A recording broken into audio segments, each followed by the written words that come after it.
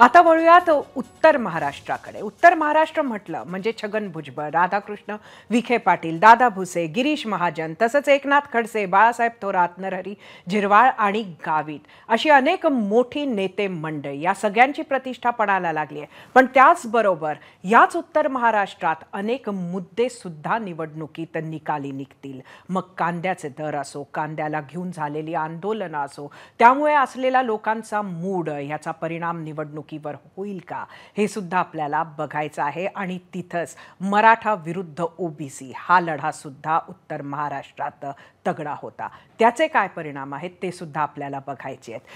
Ground झिरोवरून आपण बघणार आहोत मूड महाराष्ट्राचा. जाऊया आपले प्रतिनिधी मुकुल कुलकर्णी यांच्याकडे.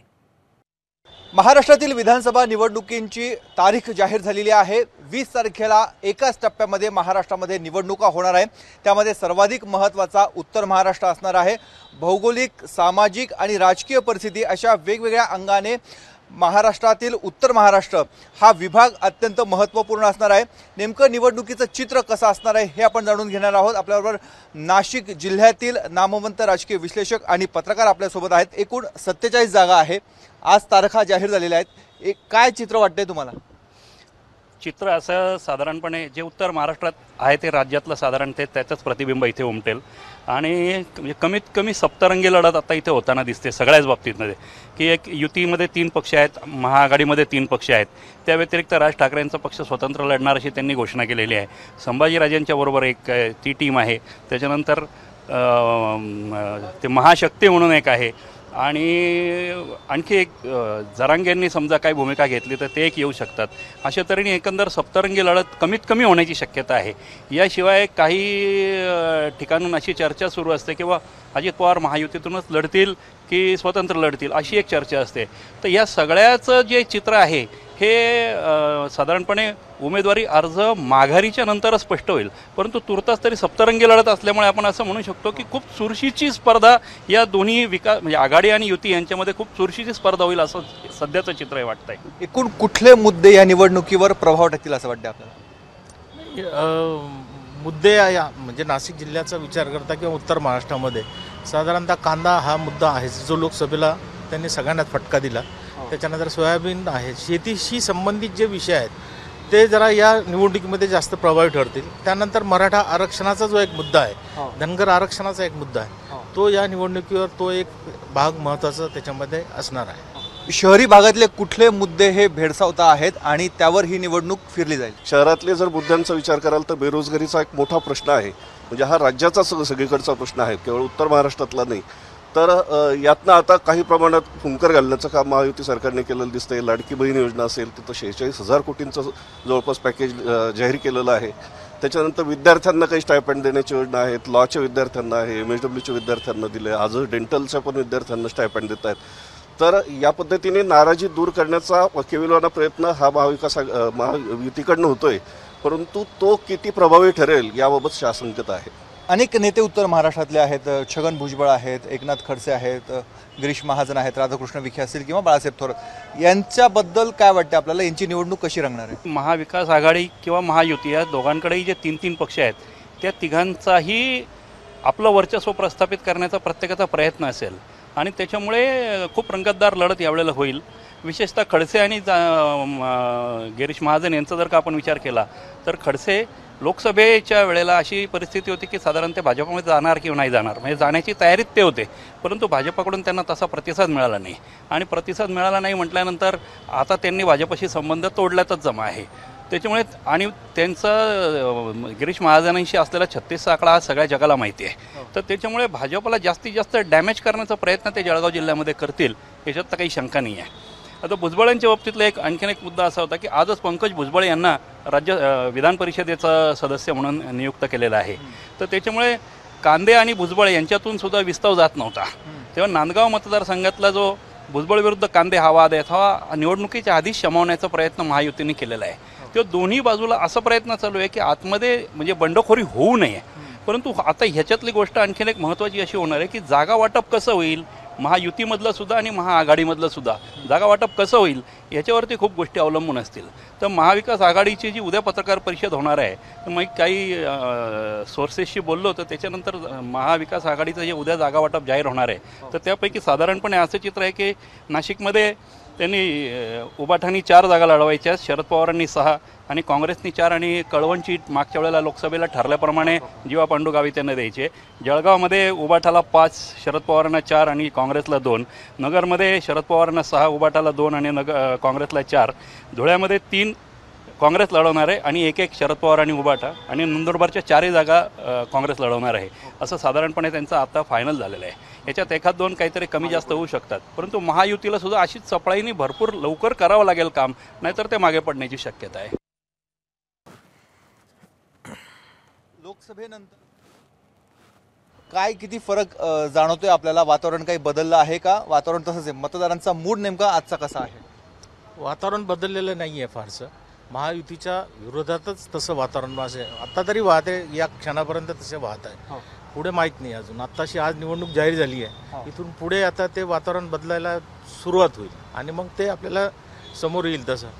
पण सरकारकडनं सांगितलं ते लाडकी बहीण योजना, याचा लाभ अनेक महिलांना मिळतो आहे, हजारोच्या संख्येने रांगा लागत आहेत, त्याचा काही परिणाम नाही होणार? लाडकी बहीण योजनेचा परिणाम थोड्याफार प्रमाणात होईल, पण त्याच्या ज्या मीम्स आता यायला लागल्यात आणि त्याच्या विरोधातली जी गाणी आता महिलाच गायला लागलीत की त्या योजनेमुळे महिलांना किती त्रास झाला, कागदपत्र गोळा करण्यासाठी किती त्रास झाला, त्याच्यानंतर बँकेत किती पैसे जमा झाले, काहींचे पैसेच जमा झालेले नाहीत आणि किती जिल्हाधिकारी कार्यालयाच्या किती फेरफटका माराव्या लागल्यात त्यांना. तर ह्या ज्या तक्रारी महिलांच्या पण येत आहे, म्हणजे लाडकी बहीण योजना एकदम आपण म्हणू तिला की उत्तमपणे राबवल्या गेली असं नाही आहे चित्र. तर त्याच्यामध्ये पण 19-20 आहे, त्याच्यामुळे त्याचा कितपत लाभ होईल त्या बाबतीत मी तरी साशंक आहे. मनसेने निवडणूक लढवण्याचा निर्णय घेतलेला आहे. नाशिकमध्ये 3 आमदार होते, महापालिकेत सत्ता होती. मनसेचा किती प्रभाव या निवडणुकीवर दिसेल? मनसेचा थेट इम्पॅक्ट हा भाजपवर होणार आहे, कारण दोन्ही पक्षांची मतं ही हिंदुत्ववादी मतांशी संबंधित आहे. त्यामुळे थेटपणे भाजपला त्याचा परिणाम होऊ शकतो. त्यामुळे आजच काही स्टेटमेंट आलेले आहे की सोबत लढू, सोबत येऊ आपण. ते याचमुळे आहे की एकतर भाजपने अगदी टोकाचा हिंदुत्ववाद हा निवडणुकीमध्ये स्वीकारलेला आहे आणि तोच हिंदुत्ववाद हा राज ठाकरेंनी स्वीकारलेला आहे. त्याच्यामुळे मतांचं ध्रुवीकरण होऊ शकतं आणि हे टाळण्यासाठी भाजपला आता मनसेला सोबत घेण्याशिवाय पर्याय उरलेला नाही आणि काही जागा देऊन कदाचित राज ठाकरे देखील भाजपसोबत येऊ शकतील असं वाटते. भाजपमध्ये उमेदवारीसाठी अंतर्गत संघर्ष बघायला मिळतोय. प्रत्येक जिल्ह्यामध्ये तो संघर्ष आहे. त्याचा किती फटका बसेल? बंडखोरी थोपवता येईल का? बंडखोरी थोपवणे हाच मोठा प्रश्न आहे भाजपसमोर आणि त्याच्या नेतृत्वासमोर. कारण आता साधारणतः आपल्याकडचं नाशिकमधलं उदाहरण घ्या, 4 मतदारसंघामध्ये भाजपचे 4-4 उमेदवार गुडघ्याला बाशिंग बांधून तयार आहेत आणि तिकीट किती लोकांना एकालाच मिळणार तिथे. पण जो वाद आणि जो संघर्ष चालला आहे त्याच्यानंतर जाती समीकरणं वेगळी आहेत, त्याच्यामध्ये मराठा राजकारण वेगळं आहे, त्याच्यानंतर ब्राह्मणांचं एक राजकारण वेगळं सुरू झालेलं आहे, त्याच्यानंतर मुस्लिमांचा एक गट आहे, दलितांचा एक आहे. आज देवेंद्र फडणवीसांना काल पूर्ण 5 जाहिराती द्याव्या लागल्या की संविधान घर. तर ही जी त्यांना भूमिका घ्यावी लागली, याच्यावरनं तुम्ही लक्षात घ्या की एकूण भाजपामध्ये पण फार काही चांगलं आणि खेळीमेळीचं वातावरण राहिलेलं नाही आहे. त्याच्यामुळे त्यांना हा संघर्ष करावा लागेल, संघर्षाला तोंड द्यावं लागणार. 5 जिल्ह्यामधल्या कुठल्या जिल्ह्यातली निवडणूक महायुती म्हणा किंवा महाविकास आघाडीला सोपी जाईल?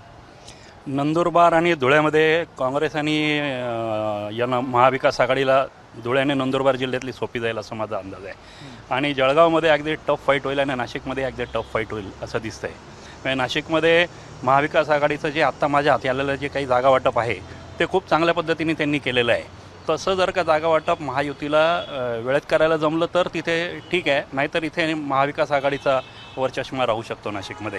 कारण नाशिकमध्ये असंही नाशिक जिल्हा हा शरद पवारांना मानणारा जिल्हा म्हणून प्रसिद्धच आहे. त्या ज्या 6 जागा त्यांनी ज्या घेतलेल्या आहेत आत्ता याच्यामध्ये, तर त्या 6 म्हणजे 7वी कळवणची आहे, पण कळवणची जागा त्यांनी सोडून तिथे घेतलेलं आहे. तर त्या 6 जागांवरती शरद पवारांच्या उमेदवारांना चांगले मतं मिळू शकतात. म्हणजे आणि त्या नेमक्या जागा अशा आहेत की जे सगळे आमदार अजित पवारांचे आहेत.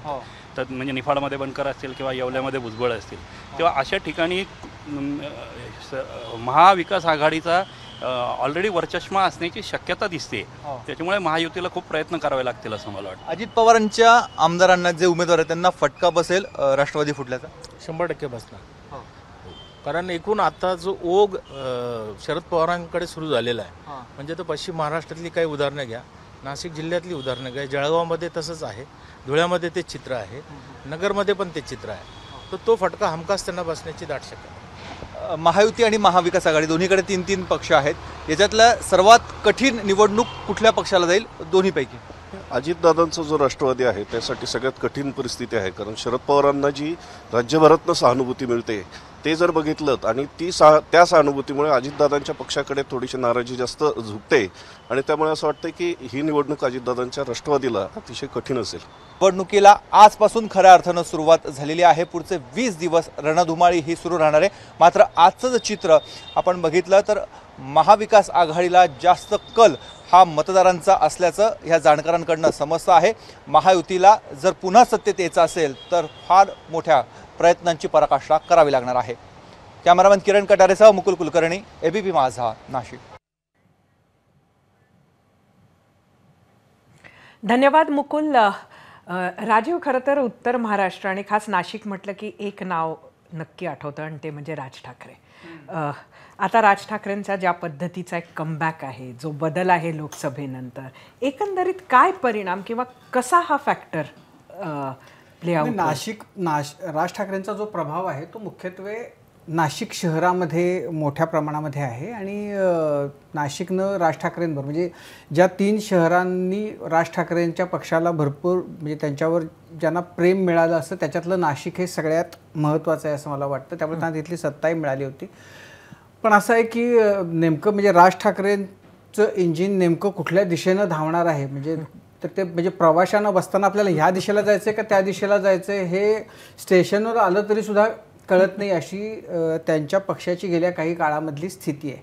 आणि त्यामुळं आत्ता जसा कोणीतरी अंदाज व्यक्त केला की राज ठाकरेंना बरोबर घेतलं जाईल किंवा तशी अपेक्षा आहे, पण मला असं वाटतं की म्हणजे आता इतका वेळ आणि इतका काळ गेलेला आहे आणि मुळामध्येच ह्या निवडणुकीमध्ये सगळ्यात कसरत जी आहे ती तिकीट वाटपाची आहे, ती दोन्ही बाजूंनी आहे आणि 3-3 पक्ष आणि प्रत्येक पक्षामधले 4-4 इच्छुक, त्यामुळं एकेका जागेसाठी 10-10 जण इच्छुक असणार आहेत आणि त्यातल्या प्रत्यक्षामध्ये म्हणजे या बाजूला 10 या बाजूला 10 आणि त्यातल्या त्या 20 जणांपैकी दोघांनाच तिकीट मिळणार आहे.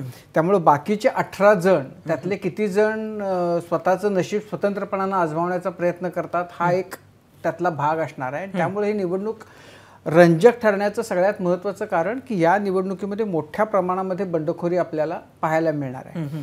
आणि नाशिकचं जर आपण बघितलं तर लोकसभेमध्ये महायुतीला तिथं फार अपेक्षाभंग त्यांचा झाला होता. जळगावच्या 2 जागा जर सोडल्या तर बाकी सगळीकडे त्यांना फार दारुण पद्धतीनं पराभव स्वीकारावा लागला होता आणि त्यामुळं नव्या जोमानं त्यांना इथं काम करावं लागणार आहे. मगाशी अभेनं जो मुद्दा मांडला होता तो नव्यानं डोकेदुखी ठरू शकतो महायुतीसाठी, तो आदिवासी मतदारांचा मुद्दा. आदिवासी समाज गेल्या काही काळामध्ये म्हणजे कोणे एकेकाळी तो काँग्रेसचा एकदम स्ट्रॉंग वोट बँक होती, पण ती स्वतःच्या बाजूने देशभरामध्ये आपल्या बाजूने घेण्यामध्ये भाजपला यश आलेलं आहे. द्रौपदी मुर्मूंना राष्ट्रपती करून भाजपनं त्याच्यावर आपली पूर्ण ठप्पा त्या समाजाच्या वोट बँकेवर उमटवला असताना महाराष्ट्रामध्ये जर आदिवासी समाज भाजपपासून दूर गेला तर त्याचा फटका सगळ्यात जास्त जिथं बसू शकतो त्यात हा एक भाग आहे उत्तर महाराष्ट्राचा जिथं तो बसू शकतो.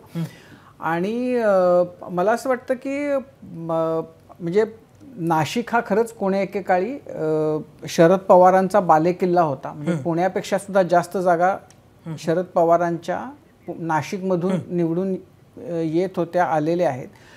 तर आताच्या परिस्थितीमध्ये अजित पवारांची कसोटी लागणार आहे आपल्या आमदारांना परत निवडून आणण्यासाठी. आणि मराठवाड्यानंतर हे जे मराठेतर ओबीसी मराठा ह्याचा जो संघर्ष आहे त्याची सगळ्यात मोठी धग जी आहे ती इथंच आपल्याला जाणवते. त्यामुळे तोही एक मेजर फॅक्टर असणार आहे. तिकीट वाटप वेळेत न झाल्याचा जो काही परिणाम आहे तो नाशिक लोकसभेच्या वेळेला महायुतीनं बघितलेला आहे, त्याचे काय परिणाम होतात ते. तर त्यामुळे तिकीट वाटप वेळेत करणं, आपसामध्ये जागा वाटप वेळेत करणं हे आणि हे जे दुखावलेले घटक आहेत समाजातले त्यांना आपल्या बरोबर घेणं ही फार महत्त्वाचे ठरणार आहेत या इलेक्शन. मी तुम्हाला दोघांनाही एक प्रश्न विचारते, त्याचा मला अगदी एका शब्दात खरं तर उत्तर हवंय. अभय, एक खरं कन्फ्युजन तर हे सुद्धा आहे, म्हणजे राज ठाकरेंना घेऊन काय काय कन्फ्युजन आहे ते राजीवनं सांगितलं, पण हेही कन्फ्युजन आहे की त्यांच्यामुळे नक्की कोणाची मतं खाल्ली जाणार आहेत, महायुतीची की महाआघाडीची. विभागनिहाय ठरेल ते. मुंबईमध्ये बरीचशी मतं शिवसेनेची, म्हणजे ठाकरेंच्या शिवसेनेच्या मतांना फटका बसू शकतो. नाशिकमध्ये ज्याचा उल्लेख झाला तसं भाजपाच्या परंपरागत मतदारांना तिथे त्याच्यामधली मतं जाऊ शकतात. एबीपी माझा, उघडा डोळे बघा नीट.